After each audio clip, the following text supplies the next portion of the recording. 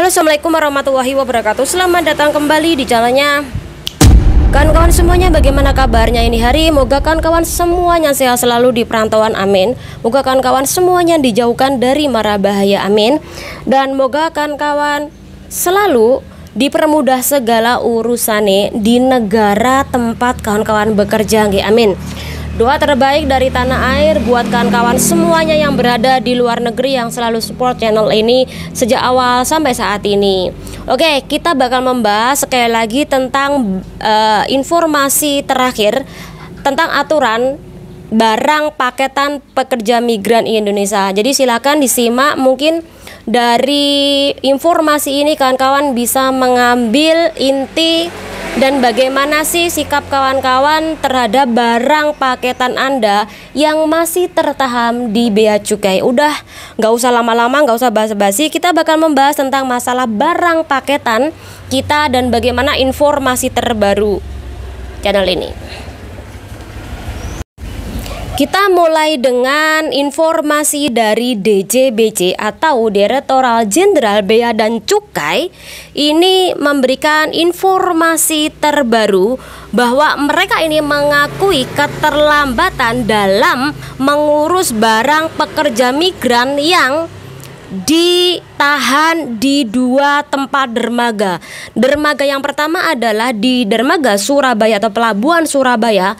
Yang kedua adalah dermaga daerah Semarang sana. Dan mereka juga memastikan dalam menyelesaikan masalah paketan barang PMI ini di dalam kurung waktu yang secepat-cepatnya. Dan juga DJBC atau Direktorat Jenderal Bea dan Cukai ini sedang mengumpulkan dokumen dari pengirim atau pekerja migran Indonesia yang disebut sebagai consignment note atau kita singkat sebagai CN. CN sendiri ini dibagi menjadi dua kawan-kawan, atau isi formulir itu loh. Ini dibagi menjadi dua. Pertama adalah CN22 atau CN23. Nah, untuk masalah CN nanti kita bakal membahas di video terakhir ya. Nah, secara detail dari perusahaan jasa yang Anda gunakan untuk paketan barang Anda yang disebut sebagai PJT atau perusahaan jasa titipan barang, ini kadang-kala memintain nomor paspor, ada yang bilang fotokopian paspor, ada yang bilang nomor KTP penduduk atau penerima barang paketan Anda. Ada kan dokumen tersebut dimintai kepada Anda semuanya, ada kan? Nah, apakah ketika kawan-kawan nanti mendengarkan pembahasan ini, ada nggak sih syarat-syarat itu sesuai dengan formulir dari CN22 atau CN23 nanti ke depannya? Silakan kawan-kawan nanti disimak ya, kemudian komentar.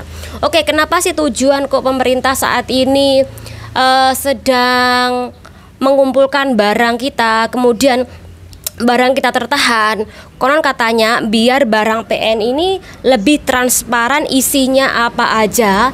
Tetapi harus kawan-kawan ingat, ketika kawan-kawan kirim barang itu kan ada tulisan kan, di dalam box Anda ada apa aja. Ada buku, ada baju, ada sepatu, ataupun ada ompreng, dandang, sebagainya kan, ada kan? Kenapa kok itu masih dipertanyakan? Apalagi kalau kita tahu bahwa ketika barang kita itu memasuki mesin, ya mesin pelacak, otomatis kan ketahuan barangnya apa aja. Seharusnya ini menjadi salah satu sebagai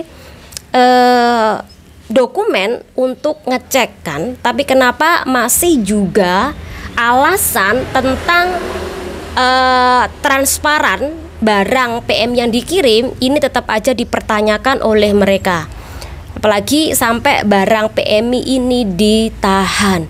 Ini yang pertama. Kemudian yang kedua, adanya data lengkap PMI ini kirim berapa kali dalam setahun, karena di dalam setahun kita ini ada pembebasan pajak sebesar 1.500 US dollar, dan setiap kali barang pengiriman itu bebas pajaknya adalah 500 US dollar ya.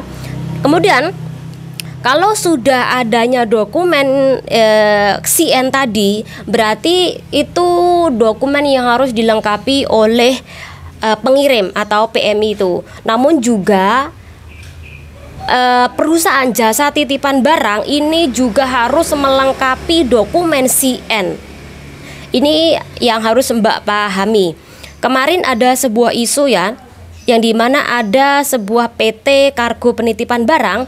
Ini konon katanya memastikan barang-barang yang dikirim lewat jalur dia ini bakal segera diselesaikan sekitaran 1 Desember 2023.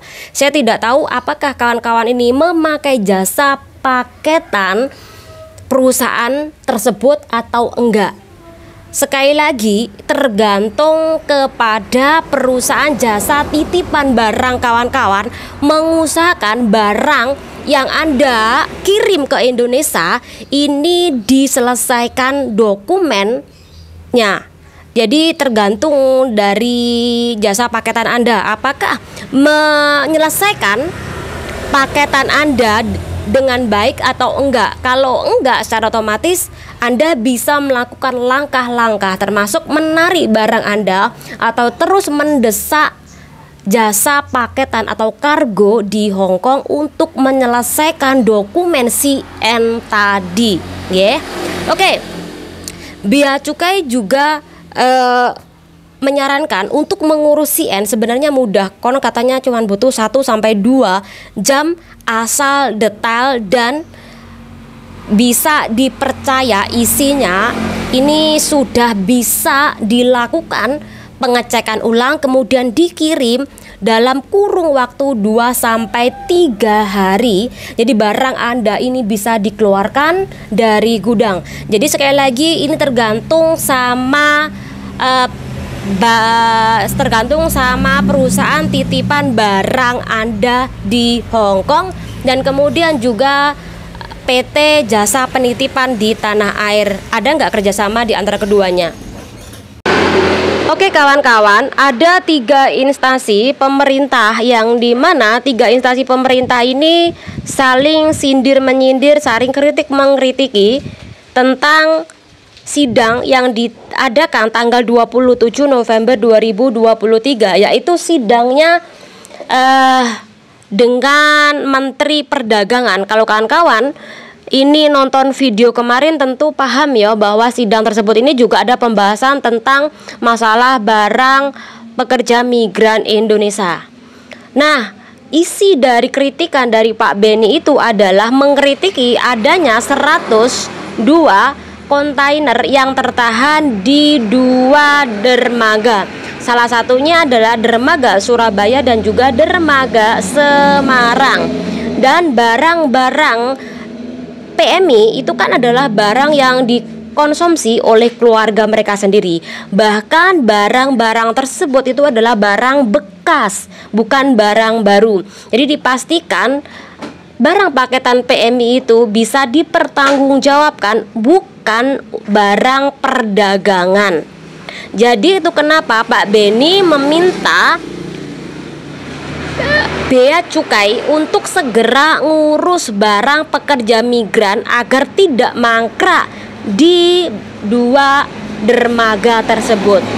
Nah, setelah Pak Beni ini mengkritisi tentang masalah tersebut, akhirnya dari Ditjen Bea dan Cukai atau DJBC ini juga memberi pernyataan menyangkal dengan apa yang diucapkan oleh BP2MI.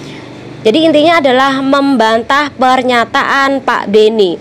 DJBC ini bilang mereka tidak menahan barang PMI karena barang PMI itu adalah barang yang jelas-jelas barang bekas dikonsumsi oleh keluarganya.